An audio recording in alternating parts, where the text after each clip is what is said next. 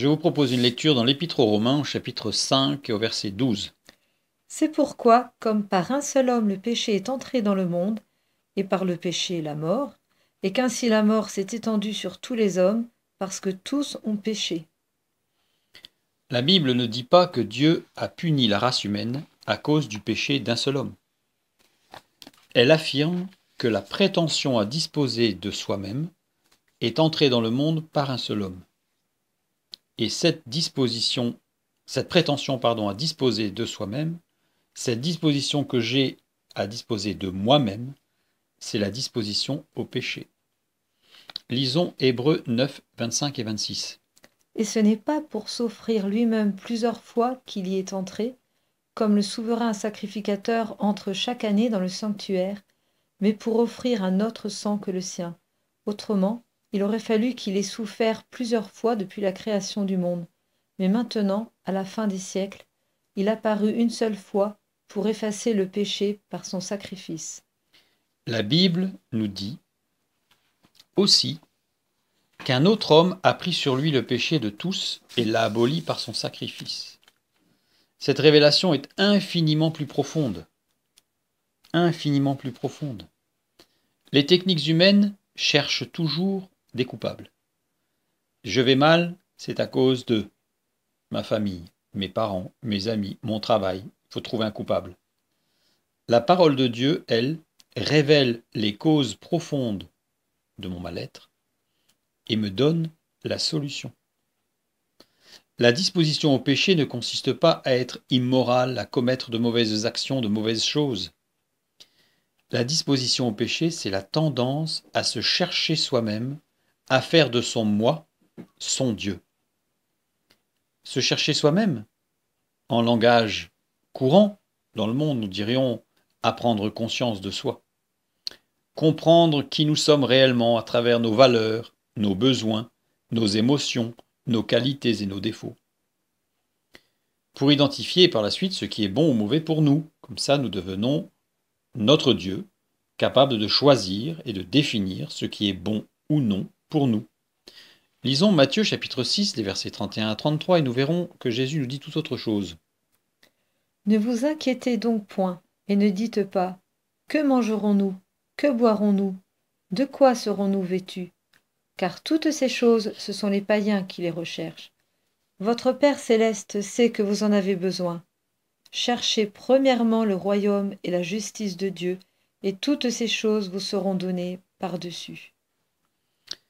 Cette disposition peut se manifester, cette disposition, donc cette tendance à se chercher soi-même, cette prétention à disposer de soi-même, peut se manifester soit par une profonde immoralité, soit elle peut s'accompagner d'une moralité très stricte et, je dirais presque, impressionnante.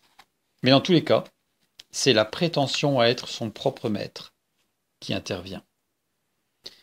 Durant son ministère terrestre, Jésus a rencontré toutes sortes de personnes.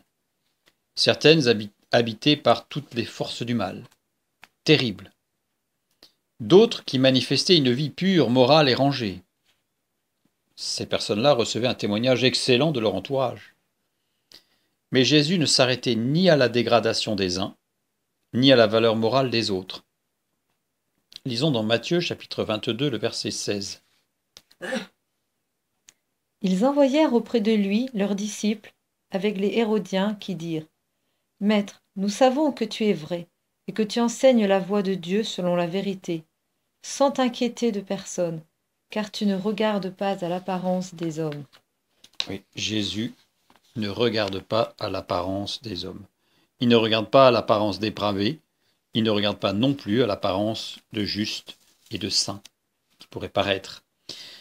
Je vous propose maintenant de lire le psaume 14 et le verset 3, psaume qui est répété au psaume 53 et au verset 3 aussi, et que Paul va reprendre dans Romains chapitre 3 et versets 10 et 12.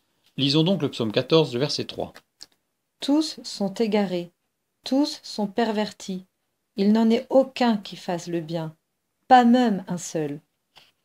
Le péché est en moi dès ma naissance, et je ne peux rien y changer. Cette prétention à vouloir disposer de moi-même est là depuis ma naissance. Mais Dieu s'en charge. Dieu donne une solution à cette prétention, à cette disposition, entre guillemets, naturelle du péché. Jean 3, 16. Car Dieu a tant aimé le monde qu'il a donné son Fils unique, afin que quiconque croit en lui ne périsse point, mais qu'il ait la vie éternelle. Par la croix de Jésus-Christ, Dieu a racheté toute la race humaine de la menace de condamnation qui pesait sur elle à cause de l'hérédité du péché. Par la croix de Jésus-Christ, Dieu a racheté chacun de nous de la menace de condamnation qui pesait sur nous à cause de l'hérédité du péché. Jamais Dieu ne tient l'homme pour responsable d'avoir hérité du péché. Jamais. La condamnation ne vient pas de là. La condamnation de Dieu ne vient pas de l'héritage du péché. La condamnation vient dès lors que la personne, comprenant que Jésus-Christ est venu pour la délivrer de cet héritage du péché, refuse d'accepter son salut. Cette compréhension, que Jésus-Christ est venu pour nous délivrer de cet héritage du péché, de cette loi qui agit dans nos membres, elle peut venir de trois choses différentes, de trois sources. De la lecture de la parole de Dieu, nous le lisons dans 2 Timothée 3, 16. Toute écriture est inspirée de Dieu et utile pour enseigner, pour convaincre, pour corriger, pour instruire dans la justice. Cette compréhension peut aussi venir d'une révélation du Saint-Esprit dans notre conscience. Romains, chapitre 2, versets 14 à 16. Quand les païens qui n'ont point la loi font naturellement ce que prescrit la loi, ils sont, eux qui n'ont point la loi, une loi pour eux-mêmes.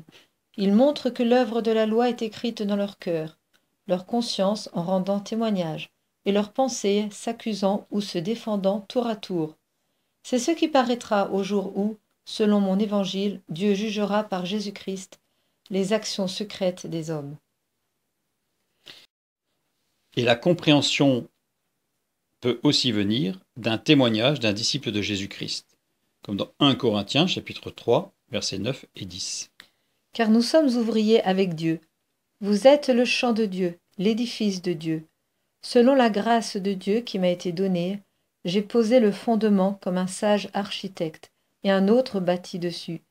Mais que chacun prenne garde à la manière dont il bâtit dessus. Prenons garde. Prenons garde de refuser ce que Dieu veut nous donner, et en particulier le salut. Une fois que nous avons compris que Jésus-Christ est venu pour nous délivrer de cet héritage du péché, et que nous le refusons, alors nous sommes sous le jugement de Dieu. C'est cette attitude de refus qui implique le jugement. Nous lisons dans Jean chapitre 3, les versets 17 à 19. Dieu en effet n'a pas envoyé son Fils dans le monde pour qu'il juge le monde, mais pour que le monde soit sauvé par lui. Celui qui croit en lui n'est point jugé, mais celui qui ne croit pas est déjà jugé, parce qu'il n'a pas cru au nom du Fils unique de Dieu. Et ce jugement, c'est que, la lumière étant venue dans le monde, les hommes ont préféré les ténèbres à la lumière, parce que leurs œuvres étaient mauvaises. Dans cette dernière partie de phrase, parce que leurs œuvres étaient mauvaises, nous pouvons lire en grec « parce que », gar en grec, qui veut dire « en effet oui », ça insiste lourdement. « En effet oui, leurs œuvres étaient mauvaises ». Et le mot « mauvaise » ici, « poneros », exprime la douleur, la contrariété avec une idée d'harassement. Donc nous pourrions lire « En effet oui, leurs œuvres étaient exprimer la douleur, la contrariété et l'harassement. » Cette description est exactement l'inverse de l'état dans lequel celui qui a accepté Jésus-Christ se trouve. Matthieu 11, 28 et 29. Venez à moi, vous tous qui êtes fatigués et chargés, et je vous donnerai du repos. Prenez mon joug sur vous et recevez mes instructions, car je suis doux et humble de cœur, et vous trouverez le repos pour vos âmes. Quand nous n'avons pas encore compris que Jésus-Christ est venu nous délivrer, nous sommes fatigués, harassés, contrariés, dans la douleur. Quand nous apprenons que Jésus-Christ est venu pour nous délivrer, alors si nous acceptons le salut offert gratuitement, nous trouvons la paix. Nous étions fatigués et chargés, et il nous donne du repos. Mais si nous refusons d'accepter son salut, alors nous tombons sous le jugement de Dieu.